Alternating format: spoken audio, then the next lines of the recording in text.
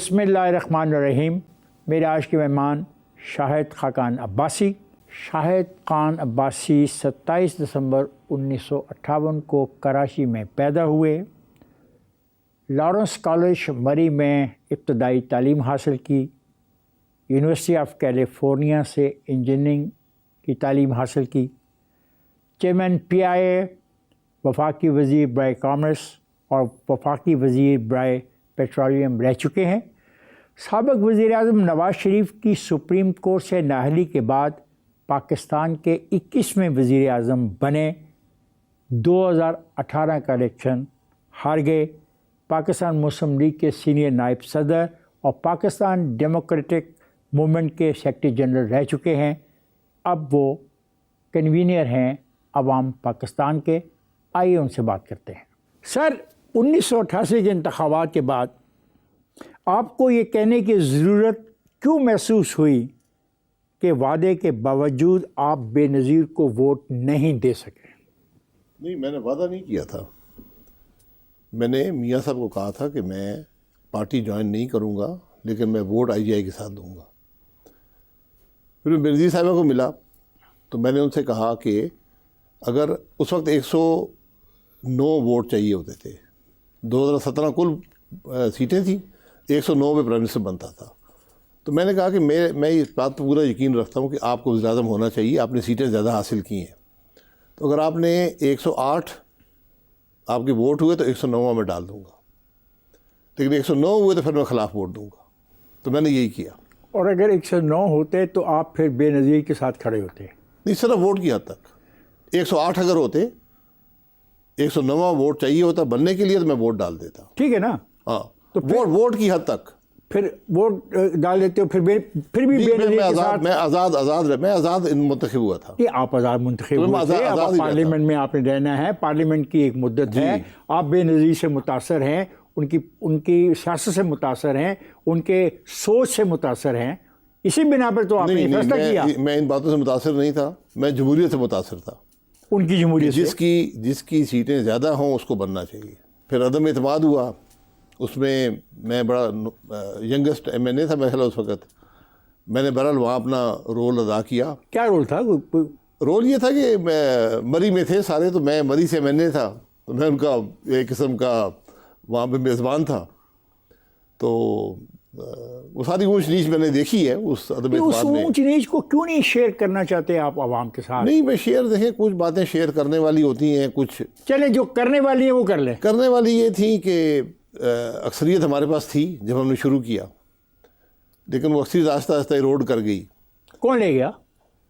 وہ یہ کون لے گیا مشکل بات ہے، لیکن جب 3 افراد گئے. کون؟ ایک غلام اپنے مانیکا صاحب تھے، غلام محمد مانیکا صاحب. ان کے ساتھ رئیس شبیر صاحب تھے میرا خیال ہے، اور احمد عالم انور صاحب. جب یہ 3 گئے تو اکثریت ختم ہو گئی. اور پھر جو سندھ سے حضرات آئے تھے وہ بھی اکثریت چلی گئی. بلکہ وہاں پہ ایک بڑا تاریخی بات ہے کہ 8 لوگ تھے جو سندھ سے آئے تھے. تو اس میں ایک رانا چندر سنگھ صاحب تھے. تو 7 چلے گئے، رانا صاحب رہ گئے. تو رانا صاحب نے، ہم ہر روز شام کو ایک کھانا ہوتا تھا، وہاں محفل ہوتی تھی، لوگ تقریریں کرتے تھے. تو رانا صاحب نے تقریر کی کہ جب ہم 8 لوگ آئے ہیں تو ہمیں کہا گیا کہ حلف لیں. تو 7 افراد نے قرآن شریف پہ حلف لیا. تو مجھے کہا گیا، تو میں نے کہا جی میری زبان ہی کافی ہے. انہوں نے کہا میں راجپوت ہوں تو میری زبان ہی کافی ہے. کیونکہ تاریخی آپ کو یاد ہوگا کہ جو اکبر بادشاہ تھا ان کے گھر میں پیدا ہوا تھا. جب ہمایوں بادشاہ کا قافلہ وہ بھاگ رہے تھے واپس ایران کی طرف، تو اس کے بعد بڑی ان کو شیر شاہ سوری نے کافی تباہ کر دیا تھا، حملہ کیا تھا. انہوں نے کہا کہ میں نے کہا میری زبان کافی ہے. تو پھر انہوں نے کہا کہ آج میں موجود ہوں، وہ 7 نہیں ہے. 7 وہ گئے اور 3 پنجاب والے گئے. جی، کچھ اور لوگ بھی چلے گئے تھے. پھر کچھ ایسے تھے جن کو ہم نے خود ہی بھیج دیا. آپ نے خود ہی بھیج دیا؟ کیونکہ اکثریت نہیں رہی تھی. ہم نے کہا کیوں ایکسپوز کریں. تو آپ کے پاس پھر لوگ کم ہو گئے اور جی پھر ایک فیصلہ ہوا کہ ٹھیک ہے جو لوگ آئے ہیں ہمارے ساتھ وہ بے شک چلے جائیں تاکہ ایکسپوز نہ ہوں. تو اس میں فضل اللہ والا صاحب تھے جو بائی الیکشن میں منتخب ہوئے تھے اپنے فادر کی ڈیتھ کے بعد. وہ پوری زندگی تقریباً امریکہ میں رہے تھے اور ڈاکٹری پڑھ رہے تھے. تو وہ کھوسا صاحب کی وجہ سے، شکار کھوسا صاحب کی وجہ سے وہ آئے تھے ہمارے ساتھ. تو ہم نے میاں صاحب بھی تھے، میاں صاحب نے کہا ٹھیک ہے اب نہیں ہو سکا تو آپ واپس چلے جائیں تاکہ آپ کی سیاست جو ہے چلتی رہے. تو انہوں نے کہا نہیں، میں اب ایک دفعہ میں نے فیصلہ کر لیا ہے. بڑے اصول والے آدمی تھے، بڑے جوان آدمی تھے، میرے خیال مجھ سے بھی عمر میں کم تھے. تو انہوں نے کہا میں اب نہیں جاؤں گا. وہ نہیں گئے اور بے نظیر پرائم منسٹر بن گئے. بے نظیر پرائم منسٹر رہیں. عدم اعتماد کا ووٹ تھا. کوشش کی نا آپ نے نکالنے جی کی. کوشش کی پوری کوشش. اور وہاں پہ جب اسمبلی میں ووٹ ہوا، یعنی بے نظیر کے خلاف جب ووٹ آف نو کانفیڈنس پیش کیا گیا جس کے میزبان آپ تھے، مری میں آپ لوگوں میں کو مری میں میزبان تھا، مری میں آپ ان کو کھانے کھلا رہے تھے اور وہ ووٹ آف نو کانفیڈنس بے نظیر کے خلاف کامیاب نہیں ہو ہوا. سکا. اور اس وقت لیڈر آف دی اپوزیشن تھے غلام مصطفیٰ جتوئی صاحب، لیڈر آف دی اپوزیشن تھے. اور انہوں نے بڑی خوبصورت تقریر کی، بڑی شارٹ اور بڑی خوبصورت. وہ کھڑے ہوئے اور انگریزی میں انہوں نے کہا کہ I bow my head before the will of the people of Pakistan. یہ سیاست ہے. سیاست ساری یہ بات ہے کہ جو عوام نے فیصلہ کر دیا، ہم نے کوشش کی، نہیں عدم اعتماد ہوا، میں سر خم کرتا ہوں. Shahid Khaqan Abbasi he was a wonderful man. جی he was a very very good person. وہ فیوڈل بھی تھے لیکن ڈیموکریٹ، ایٹ ہارٹ وہ ڈیموکریٹ یس تھے. ایٹ ہارٹ یہ بات میں کہنے لگا تھا آپ نے. اب 1996 میں آپ کے علم میں تھا کہ اگر پی آئی اے کی نجکاری نہ کی گئی تو یہ پاکستان کے عوام کے سرمایہ کو تباہ کرنے کے مترادف ہوگا، رائٹ؟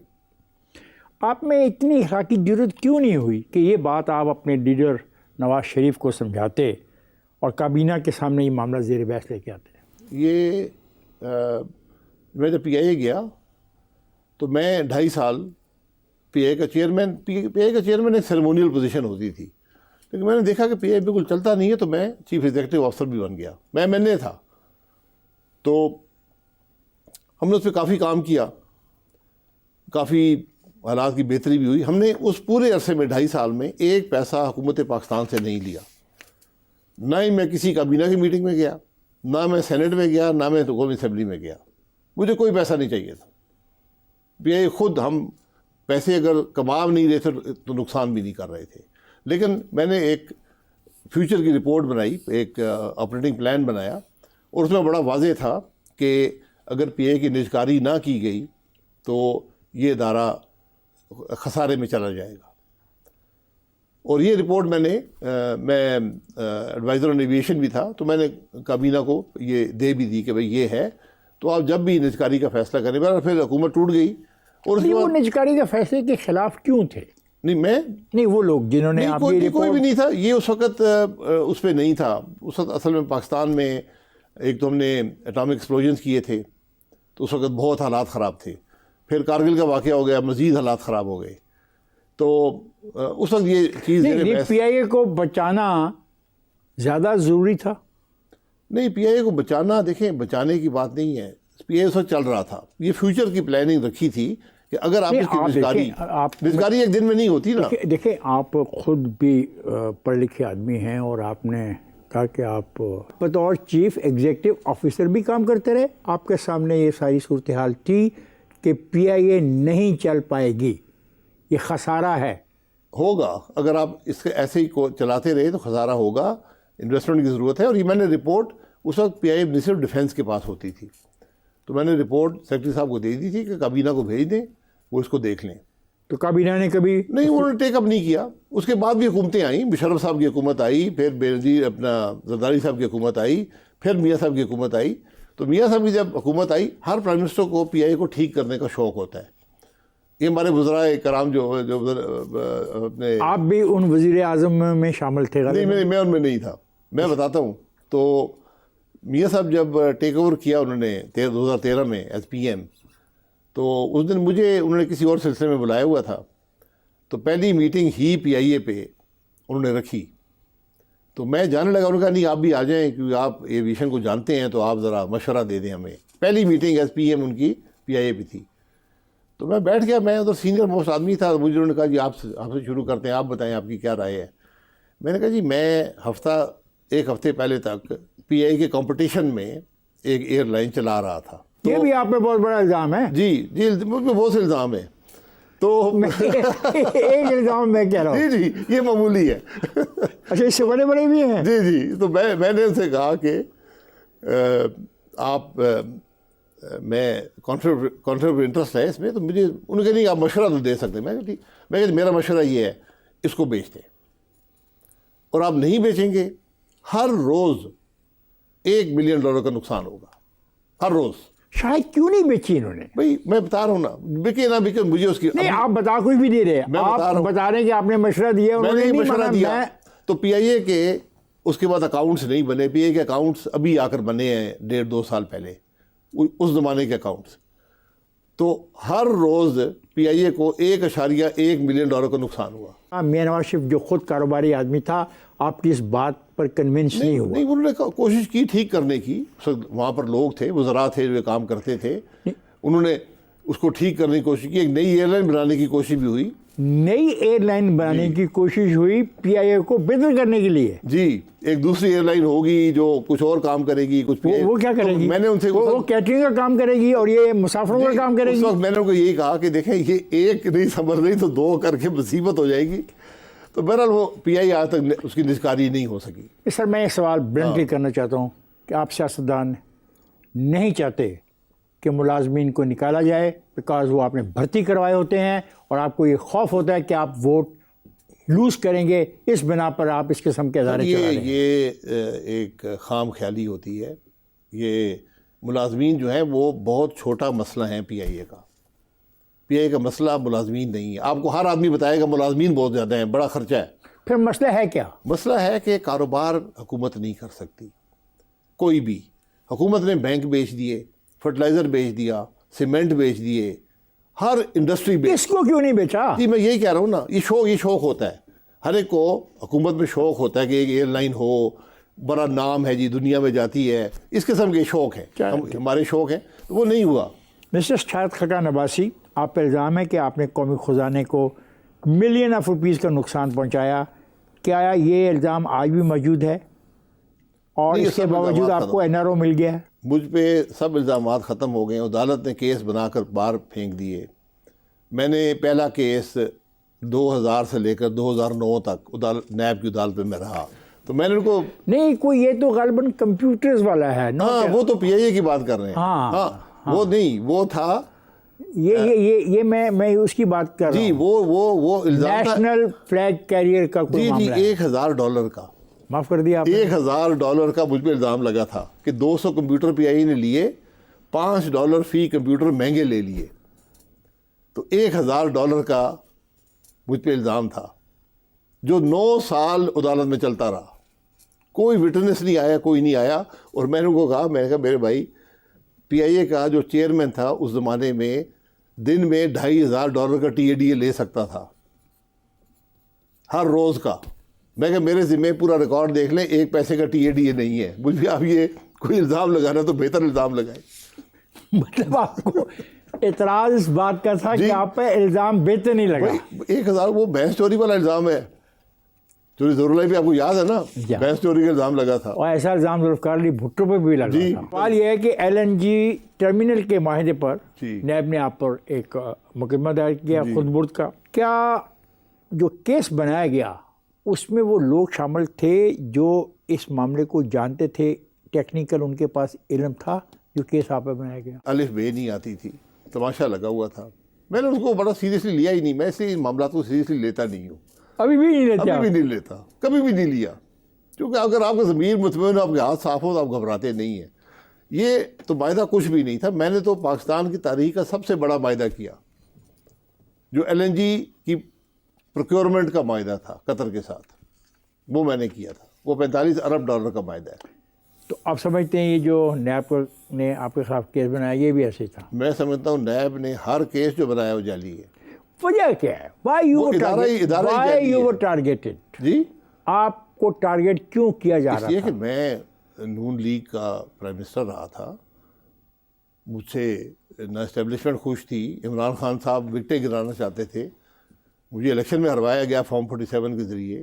آپ فارم 47 میں یقین رکھتے ہیں؟ جی 45 میں 2 دفعہ یقین رکھتا ہوں اس پہ، 2002 میں بھی یہ ہوا میرے ساتھ۔ Are you supporting Imran Khan point of view کہ میں فارم اپنا 47 پوائنٹ آف ویو بتا رہا ہوں کہ میں 2002 میں فارم 47 سے ہارا، 2018 میں فارم 47 اس کا سے مطلب ہے ہارا۔ آپ یہ بات مانتے ہیں عمران صحیح کہتا ہے کہ فارم 47 کے ذریعے حکومتیں بدل لی جاتی ہیں؟ جی عمران خان خود فارم 47 سے آیا تھا، میں مانوں یا نہ مانوں، یہ آپ نے ایک نئی بحث شروع کر دی۔ میں نئی بحث کیا ہے، یہ حقیقت ہے، میں خود فارم 47 کا 2018 میں ہارا ہوں۔ اچھا مجھے بتائیں کہ فارم 45 میں اور 46 اور 47 یہ 3 فارم ہیں، جی رائٹ؟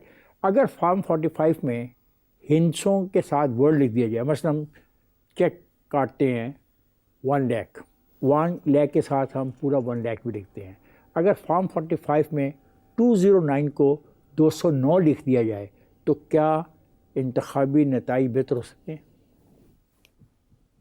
یہ دیکھیں سر، یہ ہے، یہ 209 ہیں ایک فارم 45 میں لکھے ہوئے، اگر اس کو 209 لکھ دیا جائے تو کیا پھر فارم اردو 45 میں لکھ دیا جائے یس جس طرح ہم چیک میں لکھتے ہیں؟ کوئی فرق نہیں پڑتا۔ کیوں نہیں پڑے گا؟ اس 209 کو 2090 تو نہیں بنایا جا سکتا؟ فارم 45 جو ہوتا ہے نا، وہ آپ کو ہر پولنگ ایجنٹ کو دینا پڑتا ہے، یس وہ جو پریزائڈنگ افسر دیتے ہی نہیں ہے۔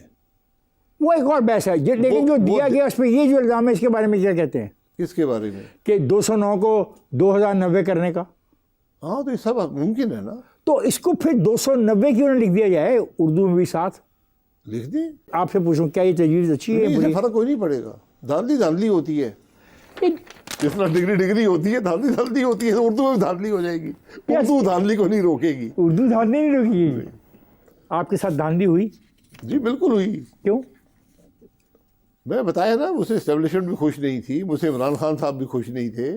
خواتین میں جا رہا ہوں بریک پر، جائے گا نہیں، ہمارے ساتھ رہیے گا۔ شاہد خاقان عباسی صاحب، آپ نے مفتاح اسماعیل کی کون سی مشکلات دیکھتے ہوئے ان کو مشورہ دیا کہ وہ LNG کیس میں آپ کے خلاف وعدہ معاف گواہ بن جائے؟ اصل میں میری ہینڈ رائٹنگ بہت خراب ہے، تو میں نے اسے جیل میں پوچھا، یار آپ کو میرا خط نہیں ملا تھا؟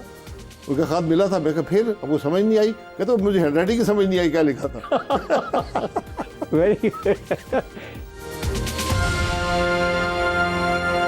ویلکم بیک خواتین حضرات، بات ہو رہی ہے شاہد خاقان عباسی سے، آئیے گفتگو کے سلسلے کو جاری رکھتے ہیں۔ شاہد خاقان عباسی صاحب، آپ نے مفتاح اسماعیل کی کون سی مشکلات دیکھتے ہوئے ان کو مشورہ دیا کہ وہ LNG کیس میں آپ کے خلاف وعدہ معاف گواہ بن جائے؟ میں نے بیٹے کو بھیجا، میں نے اپنے سیکرٹری کو بھی یہ بات کہی تھی، جو لوگ تھے میں نے کہا میرے خلاف گواہ بن جائے، کوئی ناراضگی نہیں ہے، اپنی جان چھوڑائیں، پاگل لوگ ہیں نیب والے۔ وہ مفتاح صاحب نے بعد میں، اصل میری ہینڈ رائٹنگ بہت خراب ہے، تو میں نے اسے جیل میں پوچھا، یار آپ کو میرا خط نہیں ملا تھا؟ ان کا خط ملا تھا، میں کہا پھر آپ کو سمجھ نہیں آئی؟ کہتے مجھے ہینڈ رائٹنگ کی سمجھ نہیں آئی کیا لکھا تھا۔ ویری 26 مارچ 2015 کو آپ نے کہا کہ LNG ڈیل کی تفصیلات جاری نہیں کی جائیں گی۔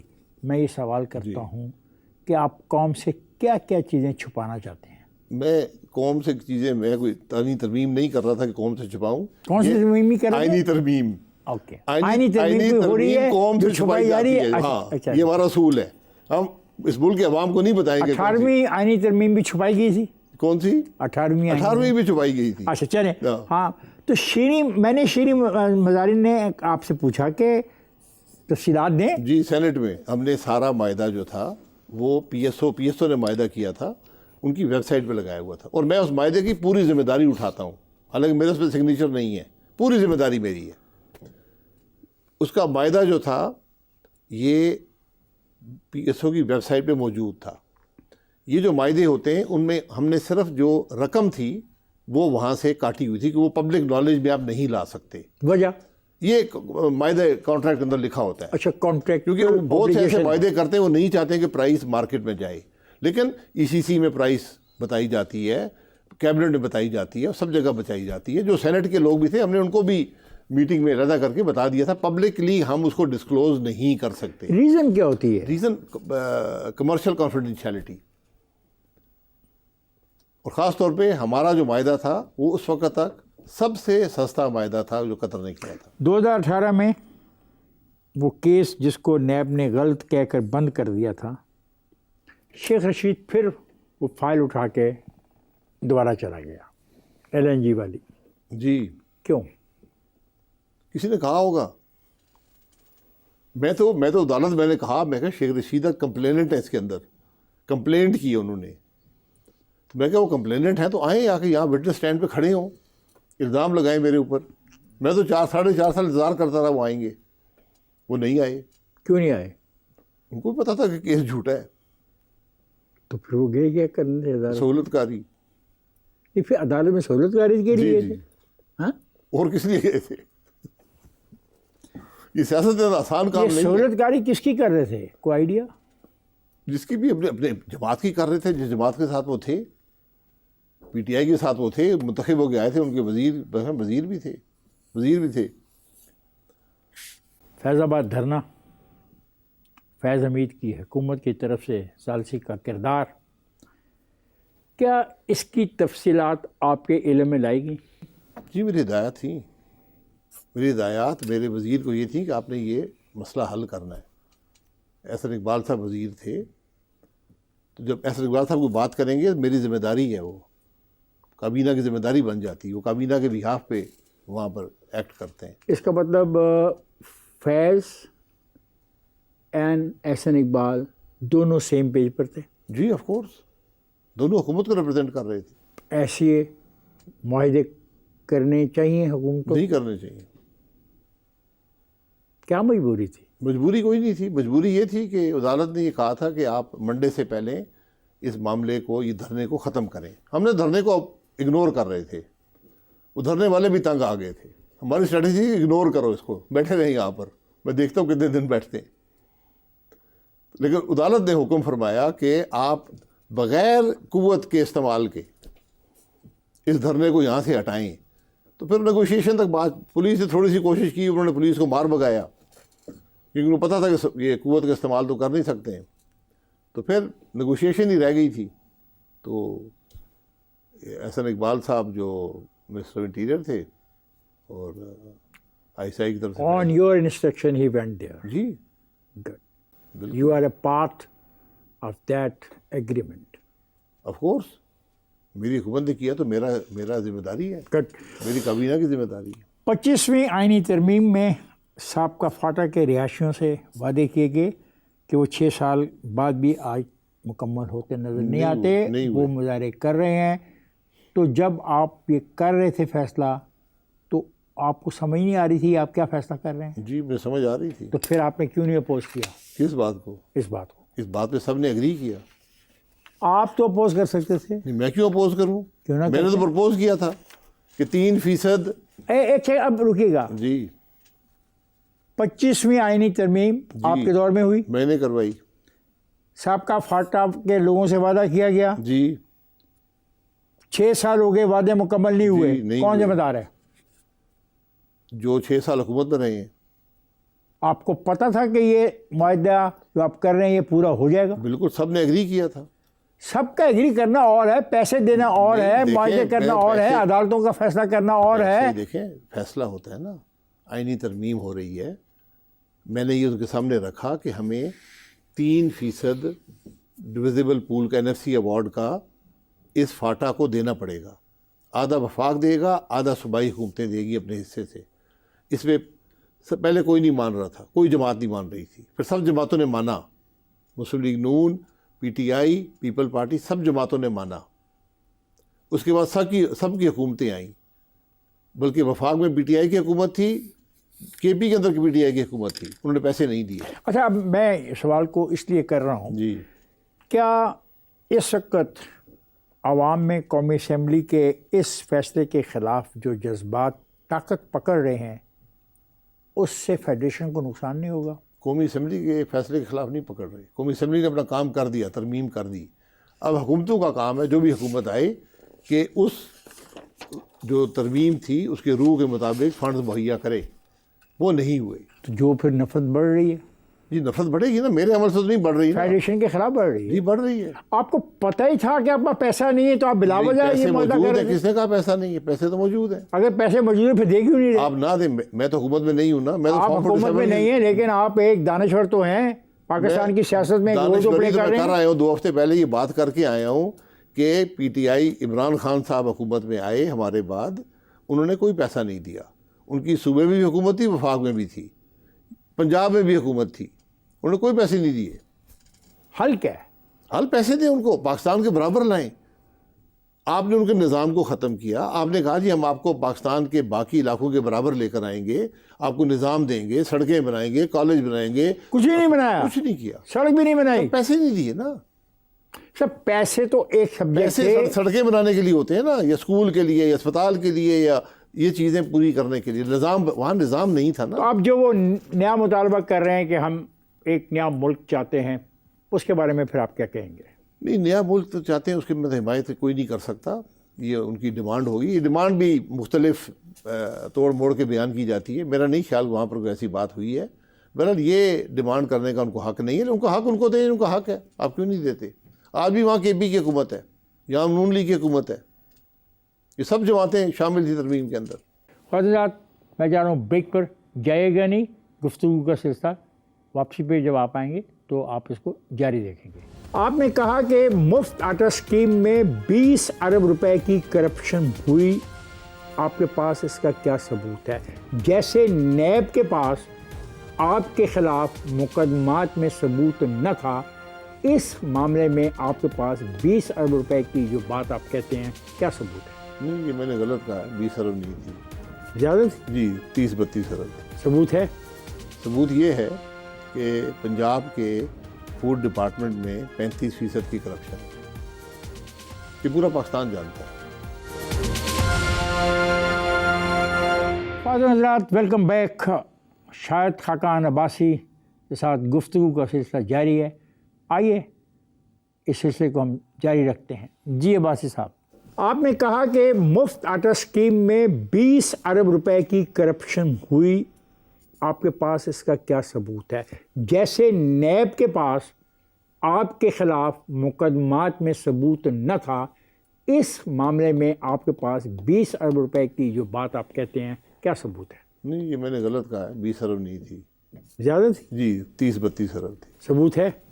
ثبوت یہ ہے کہ پنجاب کے فوڈ ڈپارٹمنٹ میں 35% کی کرپشن ہے، یہ پورا پاکستان جانتا ہے۔ یہ وہ محکمہ ہے جس کے ایک ڈسٹرکٹ فوڈ کنٹرولر جو ہے، بزدار صاحب کے زمانے میں 6 مہینے کے لیے اٹک کا ڈسٹرکٹ فوڈ کنٹرولر 10 کروڑ روپیہ دے کر لگتا تھا۔ کیا آپ یہ باتیں عدالت میں جا کے ثابت کر سکتے؟ نہیں، میں ثابت نہیں کر رہا، کوئی ثبوت نہیں ہے، لیکن جب بات ہوتی ہے پھر سب لوگ جانتے ہیں کہ حقیقت کیا ہے، اور یہ فوڈ ڈپارٹمنٹ کو سارا جانتے ہیں کہ اس کی کرپشن کس حد تک بڑھ چکی ہے۔ تو میں نے یہی کہا کہ بجائے آپ یہ آٹا بانٹنے کے اوپر فوٹو لگا کر اگر آپ یہ اس کو لوگوں کو بانٹ دیتے، وہ سارے بسپ کے بینیفیشری تھے، جن کو آٹا بانٹا گیا وہ بسپ والے لوگ تھے۔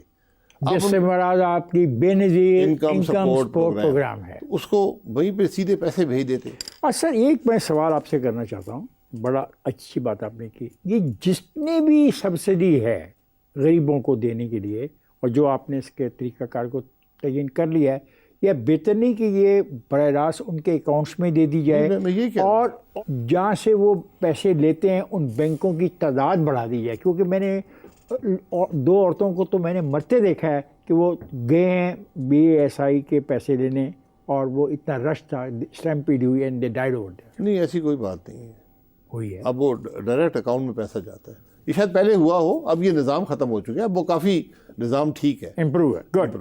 عباس صاحب، آپ سمجھتے ہیں کہ جو شنگھائی تعاون تنظیم کی کانفرنس ہوئی اس کے فائدے ہوں گے پاکستان کو، خاص طور پہ دہشت گردی کے خلاف جو ان کا موقف ہے، خاص طور پہ ہمارے ملک میں جو ملک کے اندر آزادی کے نعرے لگ رہے ہیں؟ اس میں آپ کی SCO مدد نہیں کر پائے گا۔ پارٹ ہے SCO کا؟ نہیں، یہ اس کا SCO کا آپ کے ملک کے اندرونی معاملات ان کا پارٹ نہیں ہے۔ نہیں، SCO کا یہ SCO کا پارٹ یہ ہے آپ اس کا یہ نہ پڑھیں کہ وہ کسی بھی ملک کے اندر اگر اس ملک کے خلاف کوئی ایسی کارروائی ہوتی ہے تو وہ اس کی مذمت کریں گے. نہیں مذمت کر سکتے ہیں، اگر کوئی آپ کے اندر دہشت گردی ہوتی ہے مذمت یقیناً کر دیں گے، لیکن وہ آ کے آپ کی مدد نہیں کرنے لگے. نہیں، میں نے مدد کی بات بھی نہیں کی. انہوں نے کہا کہ ملکوں کو توڑنے کی خواہش رکھنے والوں کے ہم خلاف ہیں. اچھی بات دیٹ از دیئر پوائنٹ. نہیں، یہ تو ہمیشہ سے کہتے ہیں، آج کی نئی بات نہیں ہے. ایک طرف آپ آئینی ترمیم کی مخالفت کر رہے ہیں، دوسری طرف کہہ رہے ہیں کہ تمام سیاسی جماعتیں ججز کے غلط فیصلوں سے متاثر ہوئی ہیں. دیکھیے پہلی بات ہے آئینی ترمیم دیکھی نہیں، عوام کو دیکھنے کی ضرورت ہے کہ آئینی ترمیم ہیں کیا. آپ کیا چاہتے ہیں؟ آپ لیکن پاکستان میں سرکاری کانسٹیٹیوشن طور کورٹ کے پہ خلاف ہے؟ آپ پاکستان میں کانسٹیٹیوشن کورٹ کے خلاف ہیں؟ بالکل خلاف. وجہ وہ ملک میں عدل کے نظام کو ختم کر دے گا. تو ایک بینچ بنا دیں سپریم کورٹ میں جو کانسٹیٹیوشنل ایشوز دیکھے گا ہر ایک صوبے سے. یہ آپ کی تجویز ہے؟ ہاں، اگر یہ آپ صوبے اس میں ریلیونٹ ہے تو میں صوبے کے معاملات کو ریلیونٹ نہیں سمجھتا. جج ہوتا ہے جس صوبے سے بھی ہو، وہ ایک حلف اٹھاتا ہے، اگر حلف کی پاسداری نہیں کر رہا تو جج بننے کا حق حاصل نہیں ہے. تو صوبے کا مرضی ہو. آپ کا تجربہ کیا کہتا ہے؟ میرا تجربہ اس کے بالکل یہاں پر میں کہہ رہا ہوں ہمارے ملک میں ہر آئینی حلف اٹھانے والا آئین تو اپنا حلف توڑتا ہے، اس لیے ہم یہاں پر پہنچے ہیں جہاں آج کھڑے ہیں. خواتین حضرات، میرے آج کے مہمان شاہد خاقان عباسی تھے. آپ نے ان سے جو گفتگو ہوئی وہ سنی. یہ پروگرام کا پہلا حصہ ہے. اس شو کا اگلا حصہ آپ اگلے اتوار کو دیکھے گا. میں نے کو عدالت میں کہا تھا کہ جہاز میں ایک کاکپٹ وائس ریکارڈر لگا ہوتا ہے جو آخری 30 منٹ کی ریکارڈنگ کرتا ہے جو باتیں وہاں پر ہوئی ہوتی ہیں. تو اس پائلٹ نے سب سے پہلے اس کو اریز کر اس ایک بٹن تھا، دباتے اریز ہو جاتا ہے. اگر کوئی طیارے کو کوئی خدشہ ہو، کسی خطرے میں ہو، تو پائلٹ سب سے پہلے اس ریکارڈنگ کو پروٹیکٹ کرتا ہے تاکہ سب باتیں ریکارڈ پر آ سکیں. تو سب مٹا دی گئی تھی. اسے مٹا دیں. جی. جس آدمی نے یہ جرم کیا آپ نے اس کے خلاف کوئی ایکشن لیا؟